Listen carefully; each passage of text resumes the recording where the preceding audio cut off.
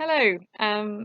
It is bat and glowworm night at Hazel Hill Wood, and we've had a request to put it online. We can't take a live recording whilst we're doing the event, so I just thought I would record it beforehand, the bat and glowworm talk bit, and then I'll try and get some video footage of hopefully some bats and glowworms later on and try and add it on to the end.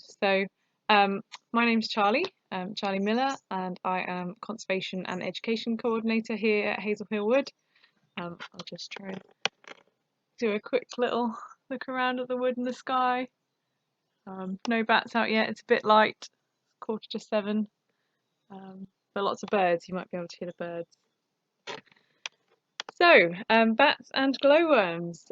July is a really good time to look for both bats and glowworms.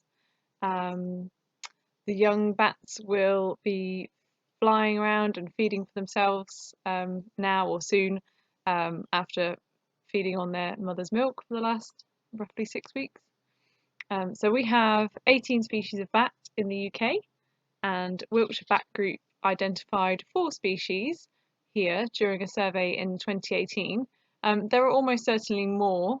The weather on the night was not ideal for bats, and we didn't go off into every corner of the wood. We didn't go out to the meadow. It'd be good to get our local bat experts back at some point and maybe increase our records.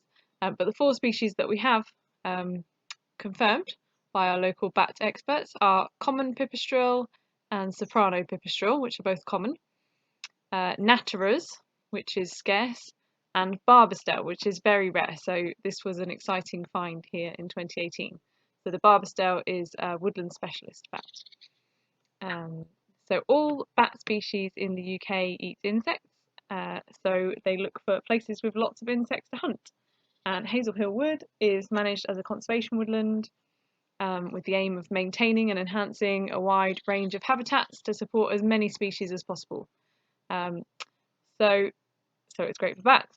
Some species will like it over and around the pond where they might catch bugs like midges and mosquitoes. Others will like it in the woodland where they might find beetles and moths and things, and then others might like the field, the meadow on the way, the field, which is just on the right as you enter the wood. So pipistrelles are the commonest British bats, and they weigh about 5 grams, which is about the same as a 20p piece. So they're very tiny, and when they're got their wings wrapped around them, they're only about this big. But even at that tiny size, a pipistrelle bat can eat 3,000 tiny insects in just one night. So all UK bat species feed at night to avoid predators like birds of prey, and they use echolocation to navigate and hunt for insects in the dark. So bats are not blind; their eyesight is about the same as ours, which is not great at night. So their ears are much more important than their eyes. So as they fly, they make these shouting sounds, and the returning echoes give the bats information about anything that's ahead of them, including the size and shape of an insect, which way it's going, how fast it's flying. So that's echolocation, locating things by their echoes. So bats do not make nests, but they find places to roost, rest or sleep basically. So bats will roost in houses and other buildings, both new and old, but some species prefer hollow trees or caves. So bat populations in the UK have declined considerably over the last century because of habitat loss, intensification of farming, including the use of pesticides, which reduces their food supply. And another cause of decline is building and development. Going back to their echolocation calls, so they're usually too high-pitched for humans to hear naturally, but they can be heard or recorded using bat detectors, so we're going to use those later on tonight. Bat detectors bring down the pitch to a level that we can hear it at, and different bats will be at different frequencies, so we can start to work out which species we are looking at and listening to.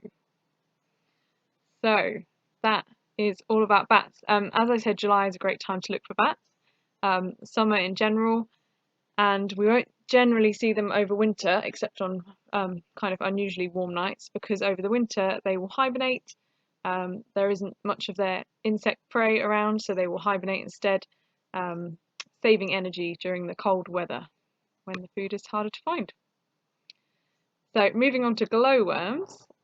Despite their name, glowworms are not worms at all, they're beetles. And the males look like normal beetles, what you might think of as a normal beetle, shiny black things. And the females are actually flightless, so their wing cases are fused together. And the female's glow is something called bioluminescence, and that is used to attract these males that can fly. So that's what we're going to look for later on tonight when it gets dark. And if you've ever seen a glowworm, it's really special. It kind of just looks like a tiny little green LED. I'm not sure if you could hear that on the video, but there's something like a mouse or something squeaking down there. So the larvae, glowworm larvae, eat small snails, and the adults don't eat at all. They just mate and die, basically. So glowworms need long vegetation, like long grass.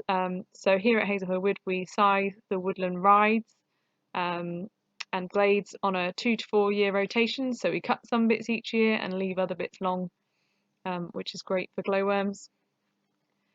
Something that's not so great for glowworms is light pollution, which will affect their ability to see each other. If there's too much other light around, then they might find it harder to see the females glowing. So that actually might be causing their decline, which is not great. So I'm going to get ready for our walk now. Like I said, I'll try and get some videos and try and add them on the end. Thank you for watching.